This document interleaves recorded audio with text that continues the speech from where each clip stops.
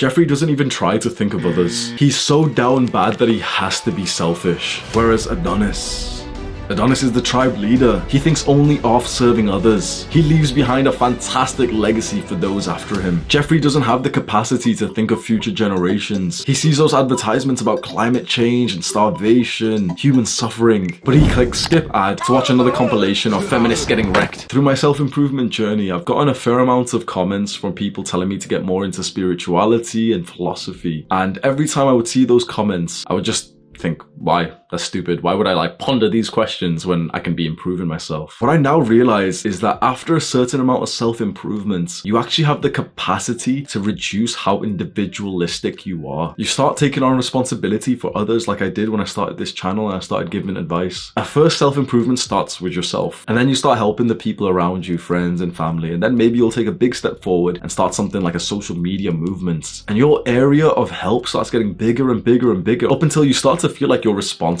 for the species, the planet. And that's when you begin to ponder these deeper questions. If this video just seems weird and pointless to you, you're probably not at that stage just yet, and you'd be better off just focusing on yourself. And that's not a bad thing. That's called enlightened self-interest, where you have to have a self-interest, even selfishness, to improve yourself to get to the point where you can start to help others. But if you're interested in this question of what is the meaning of our lives, my current belief is that the meaning of our lives is that quote, to plant a tree that we know that we will never sit underneath, to do things for our future generation. We are beings with such incredible cognitive ability that we can see way into the future. We can envision and visualize what it would be like for future generations. That gives us the capacity to prepare the world for them. Other animals can't do this. We can delay gratification, not only for our future selves, to set our future self up for a better life, but for our future children and their children and their children after them. That is our mission. And our enemy is the distractions of the modern world that stop us from fulfilling this potential. How disgraceful would it be to not only to not fulfill our potential, but also to set up a worse life for our future children, all because we chose to indulge in the modern addictions and comfort. If you're at the point in your self-improvement where you feel like you have the capacity to think of those after you for a time that you won't even be around,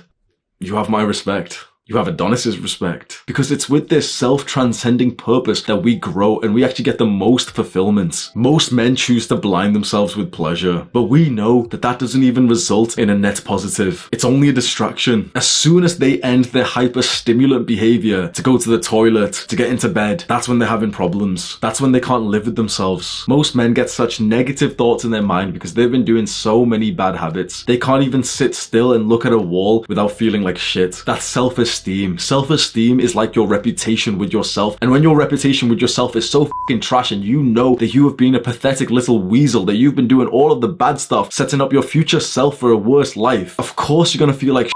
And instead of facing these problems head on, these weak men choose to overindulge more and more and more. And eventually they're so hooked and they need that stimulation so much that they can't even take a step back from modern technology. That's an extreme example of the men who live with no purpose, who go from pleasure to pleasure to pleasure. When you feel up to it, you dedicate your life and you make sacrifices to fulfill a self-transcending purpose, something bigger than yourself. And if that sounds scary and negative, wait, to make sacrifices, it's very interesting that you would be more fulfilled and you would feel happier with your life even whilst making sacrifices, because this is the meaning of life. I invite you to take a minute after this video to just visualize your future, a life in which you visualize both paths, and see which route that you want to go down.